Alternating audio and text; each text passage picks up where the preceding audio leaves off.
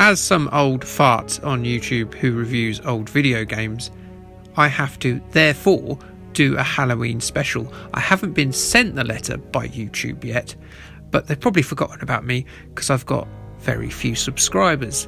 But here it is, my little Halloween treat for anyone paying attention.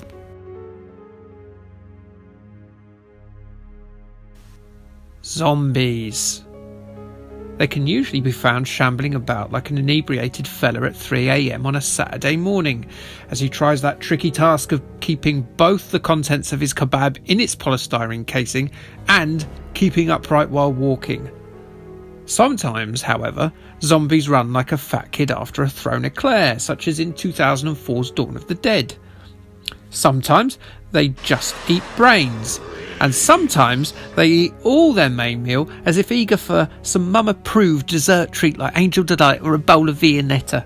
I don't think zombies eat Viennetta, but maybe they do. Sometimes they're reasonably fresh and bloody. Most of the time they're all rotten and for some reason look a bit like dried mud on a pair of Timberland boots. But one thing zombies always are is zombies always bastards. Bastard, bastard, bastard, bastard. One such game full of bastards is Zombi, originally released in 1986 on the Amstrad CPC. Zombi is, fact fans, yes, fact fans, people who support Team Fact, will see you in the cup final, Team Flat Earth, you dicks. Sorry, Zombi is, fact fans, the very first game released by Ubisoft. The publishing house, of course, behind such great games as Assassin's Creed, Far Cry, and all those Tom Clancy games that he almost certainly didn't program, as he's been dead for about half a decade now. Well, they had their start here, with this game, full of these bastards.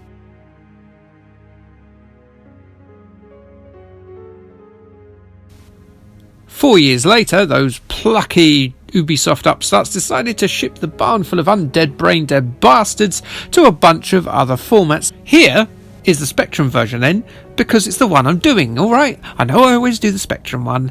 So Zombi without an E is an icon-driven first-person action adventure that takes one hell of a lot of inspiration from the 1978 George Romero Dawn of the Dead. It plays homage in the same way that this Spider-Man toy, that's Spider-Man toy, plays homage to Spider-Man. The heroes are four survivors who have landed on the roof of a shopping mall by helicopter, who then must make use of lorries to seal out the horde, and then they must suffer a constant assault from both zombies and Hell's Angels if they're to escape this nightmare by the aforementioned helicopter. That's Dawn of the Dead, isn't it? Yes. It basically couldn't give two Shigeru Miyamotos for your license, Mr. Romero. Ubisoft will have it, even if it means by burglary, Uncle Monty. The player must steer the four French protagonists around the shopping mall. Shopping malls, remember them? Crikey. Collecting weapons and other useful items while fending off these bastards, initially by repeatedly punching them in the head with the cursor.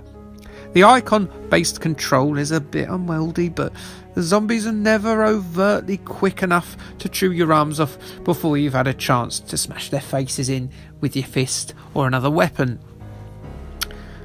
Unless, of course, you go outside and you see this. In which case your character is completely and utterly fudged and will also turn into one of those bastards.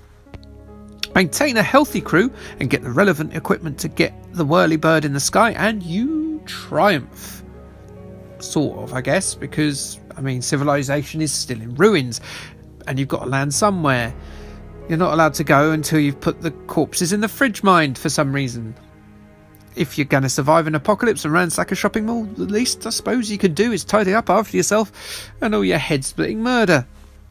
Zombi does a decent job of capturing the spirit of its inspiration. The graphics are above average and monochrome, although I'd expect a little more detail in the static locations that make up the shopping mall.